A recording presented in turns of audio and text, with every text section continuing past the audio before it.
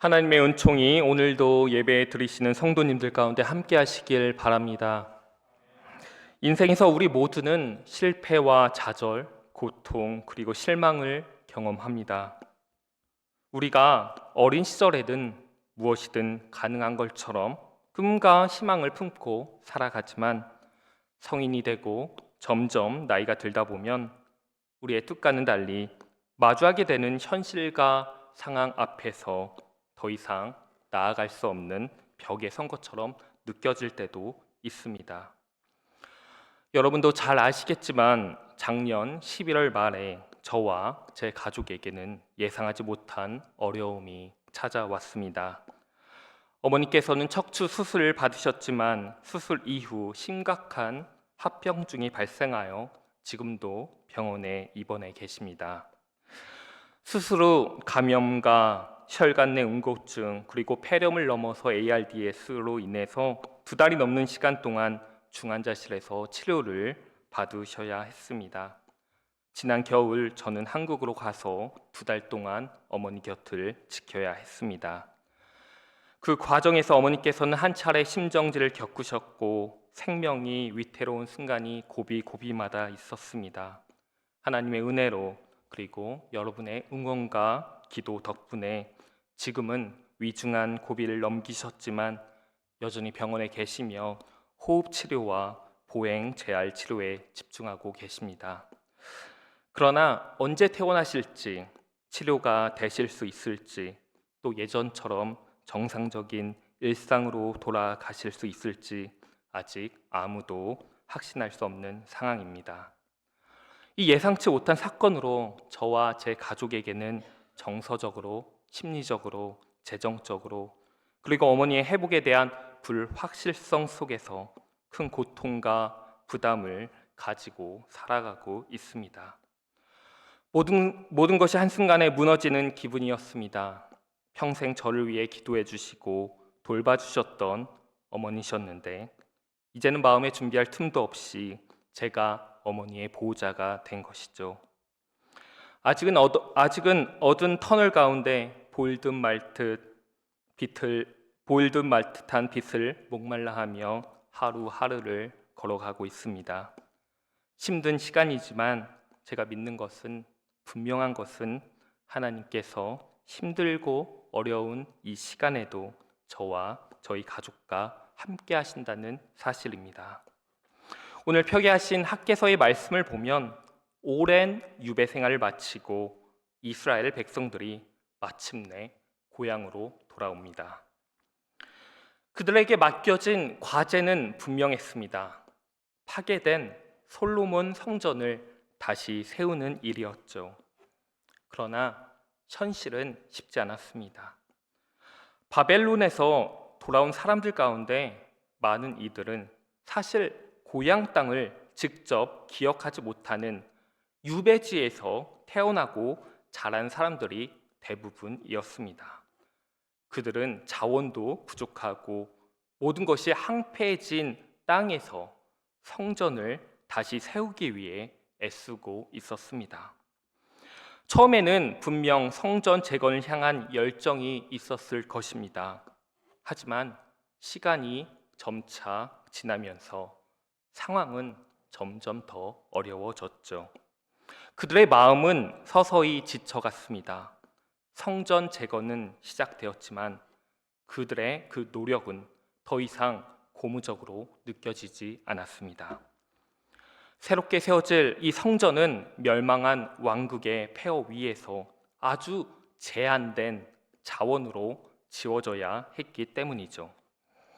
과거 솔로몬이 지었던 그 찬란한 성전의 영광과 아름다움과는 도저히 비교할 수는 없었습니다.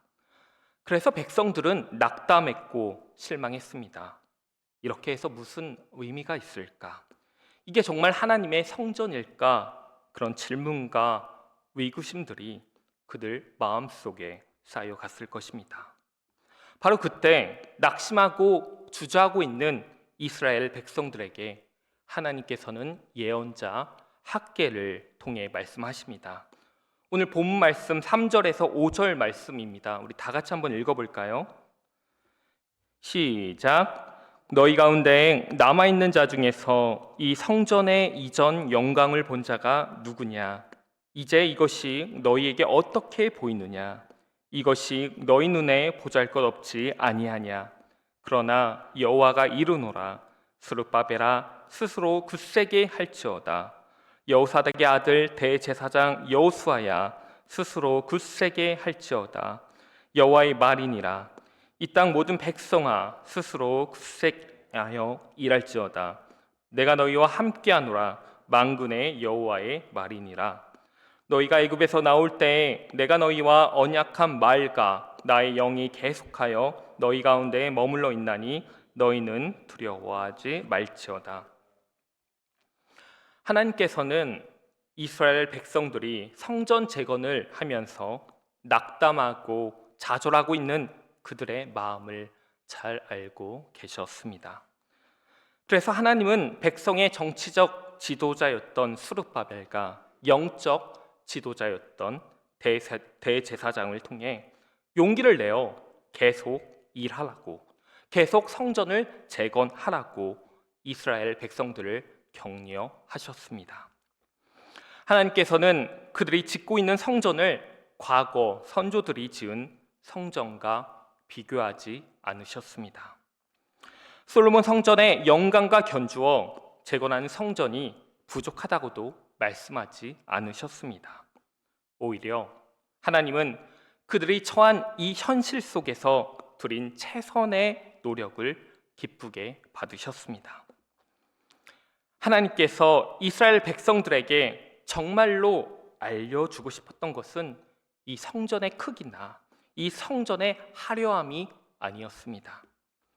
하나님께서 이 이스라엘 백성들에게 전하고 싶었던 그 마음, 그 메시지는 무엇이었을까요? 하나님께서는 그들에게 하고 싶었던 그 메시지는 내가 너희와 함께 있다라는 하나님의 마음이었습니다. 내가 너희와 함께 있다. 성전이 있든 없든, 성전이 화려하든 초라하든 하나님은 그들과 함께 하신다는 사실입니다. 하나님은 통일 왕국의 찬란한 시대에도 이스라엘 백성들과 함께 하셨습니다. 나라가 분열되었을 때도 북과 남, 국경 양쪽의 백성과 함께 하셨습니다. 사마리아로 흩어지고 재정착한 이들과도 함께 하셨고요. 바빌론의 위에 나라가 무너졌을 때에도 그들과 함께 하셨습니다.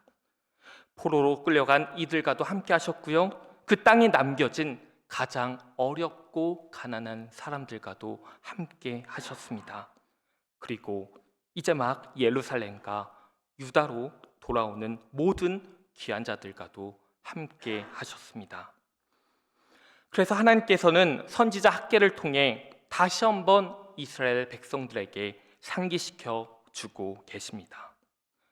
비록 새로 세워질 성전이 이전 성전만큼 화려하고 웅장하지 않더라도 내가 너희와 함께하기 때문에 너희는 계속 이 일을 감당해야 한다는 것입니다. 이 성전 재건의 이유는 단순히 건물이 아니라 그들과 함께 하시는 하나님 자신이기 때문입니다. 이스라엘 백성들이 품고 있었던 과거 성전에 대한 향수와 현재의 절박한 이 현실 사이의 이 긴장감은 사실 오늘날 우리 사회와 교회, 그리고 어쩌면 우리 각자의 삶 속에도 여전히 존재할 것입니다.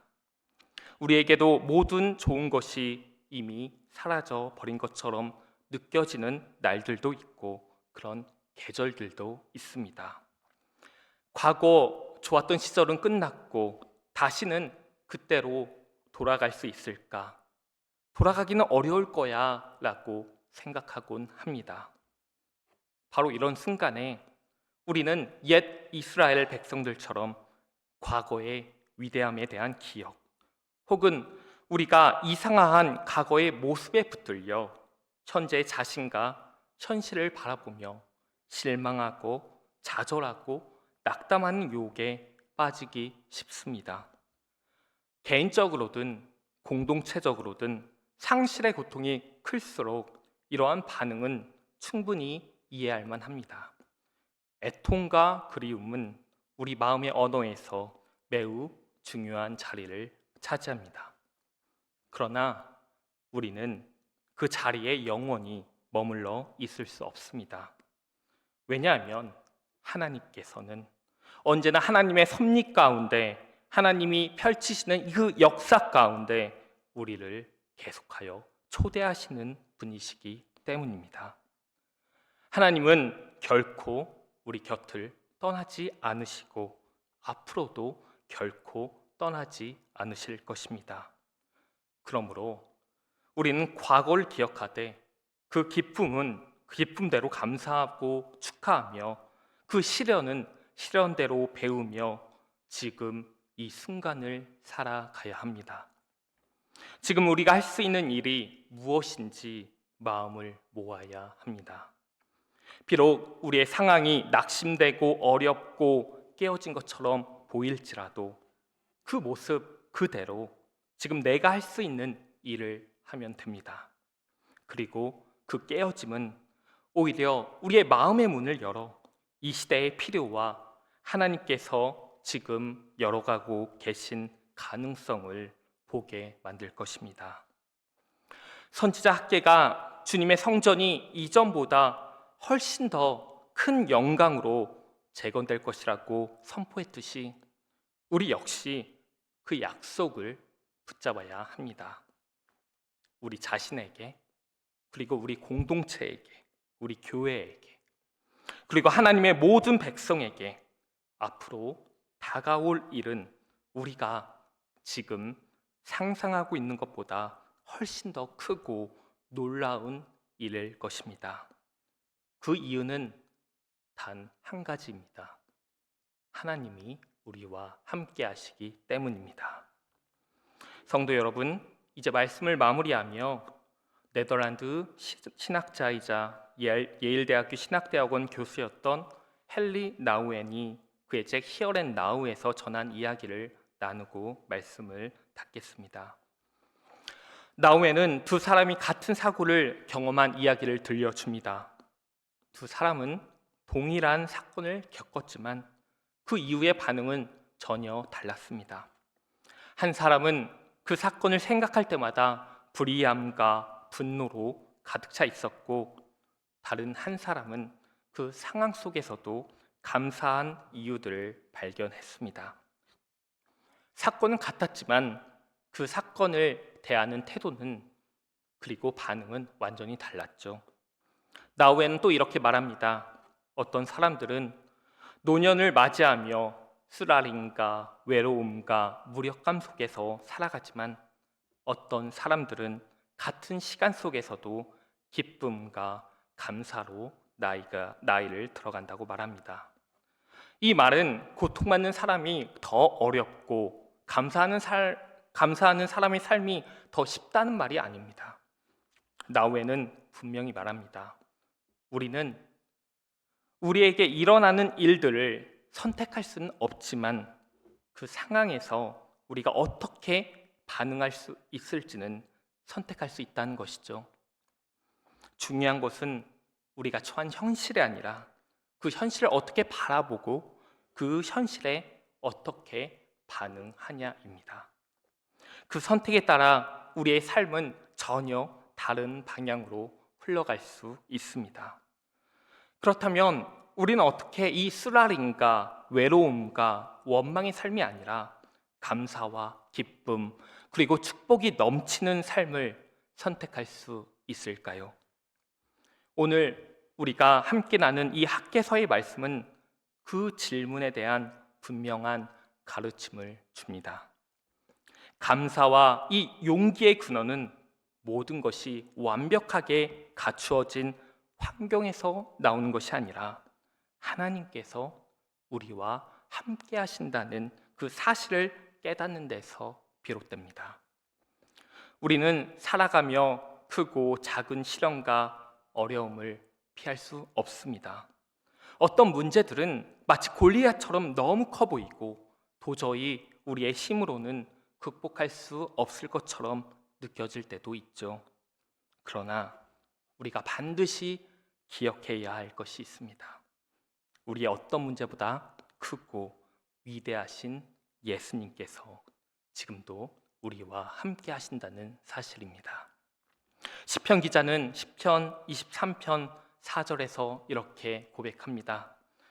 내가 사망의 음침한 골짜기를 다닐지라도 해를 두려워하지 않을 것은 주께서 나와 함께 하심이라. 하나님께서는 지금도 우리와 함께하고 계십니다. 우리가 하나님을 느끼지 못하는 그 순간에도 하나님은 결코 우리 곁을 떠나지 않으십니다. 그래서 어떤 것도 우리를 하나님의 그 사랑 안에서 결코 떼어낼 수 없습니다. 하나님께서 성전을 재건하던 이 이스라엘 백성들과 함께 하셨던 것처럼 지금도 하나님은 우리의 연약함 속에서, 우리의 외로움 속에서, 불확실함 속에서, 그럼에도 불구하고 작고 연약해 보이는 우리의 믿음의 반응과 선택들 속에서 여전히 우리와 함께 하십니다. 그러므로 우리는 우리 앞에 놓인 문제만 바라보는 것이 아니라 고통과 좌절의 자리에서도 그 너머에 함께 하시는, 우리와 함께 하시는 예수님을 바라봐야 합니다. 하나님께서 이 학개 선지자를 통해 말씀하신 것처럼 이제 우리도 용기를 내어 우리가 직면한 어떠한 문제보다 더 크신 예수님과 함께 다시 시작하면 좋겠습니다. 그때 우리는 우리 삶 속에 무너진 성전을 다시 세울 수 있습니다. 또한 하나님의 자녀로서 만일 우리 곁에 형제 자매가 좌절과 고통 가운데 있다면 혼자 두지 말고 함께 모여 그 아픔에 귀 기울이고 서로를 위해 기도하면 좋겠습니다. 우리의 따뜻한 말 한마디, 호응과 미소, 그리고 진심 어린 기도를 통해서 서로의 삶 속에서 무너진 성전을 다시 세우기를 소망합니다. 예수님을 간절히 기다리는 이 대림절의 시간에 하나님께서는 예수님을 보내주셔서 하나님이 우리와 함께 하심을 더욱 분명히 알려주셨습니다. 보라, 처녀가 잉태하여 아들을 낳을 것이요 그의 이름은 임마누엘이라 하리라 하셨으니 이를 번역한즉 하나님이 우리와 함께 계시다 함이라. 성도 여러분, 하나님은 여러분과 함께 하십니다. 하나님은 우리와 함께 하십니다. 하나님은 우리의 삶의 모든 상황과 환경 속에 함께 하십니다. 기쁨의 순간에도, 슬픔의 자리에서도, 축하의 날에도, 애도의 날에도, 성공할 때에도, 실패 앞에 설 때도, 희망을 품을 때도, 회복을 기다릴 때에도, 용기를 낼 때에도, 두려움과 망설임 속에 있을 때에도 하나님은 언제나 우리와 함께 하십니다. 이 임마누엘의 약속을 마음에 새기며 대림절의 마지막 주를 맞이하는 여러분과 저가 되기를 간절히 바랍니다.